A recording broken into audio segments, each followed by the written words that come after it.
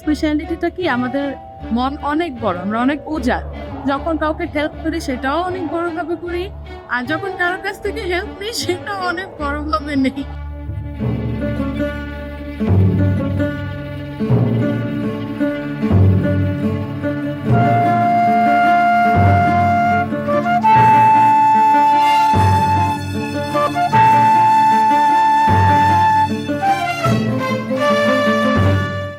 প্রথমেই হচ্ছে ঢাকাকে ভালো লাগে ঢাকার মানুষগুলোর জন্য।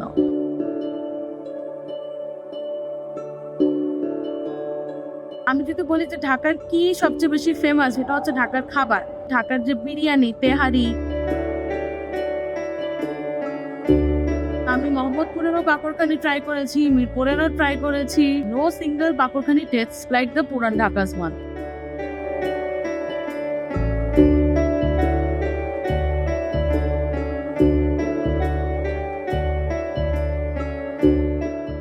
সবার পুরান ঢাকা নিয়ে অনেক কমপ্লেইনসও থাকে যে পুরান ঢাকার রোডগুলি কনজাস্টেড, বৃষ্টি পড়লে পানি জমে যায়, ছোট ছোট চিপা চিপা গলি, গাড়ি পাস হতে পারে না।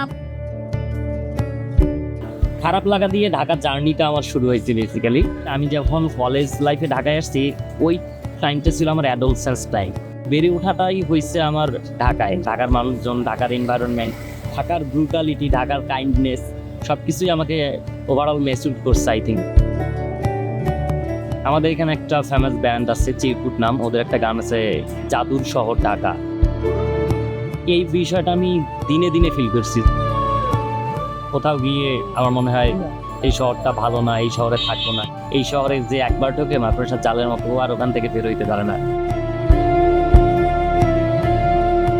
আমার এখানে একটা সোশ্যাল লাইফ আছে, আমার বন্ধু বান্ধব, ভাই ব্রাদার, সিনিয়র জুনিয়র, তাদের সাথে আমার একটা ইন্টারাকশন আছে। সো আমি যখন ঢাকার বাইরে থাকি, ইন্টারাকশনটা, এই যোগাযোগ, আড্ডাবাজি আমি ভীষণভাবে মিস করি। ঢাকায় আসলে আমি বিভিন্ন মানুষের সাথে কমিউনিকেশন করতে পারতেছি।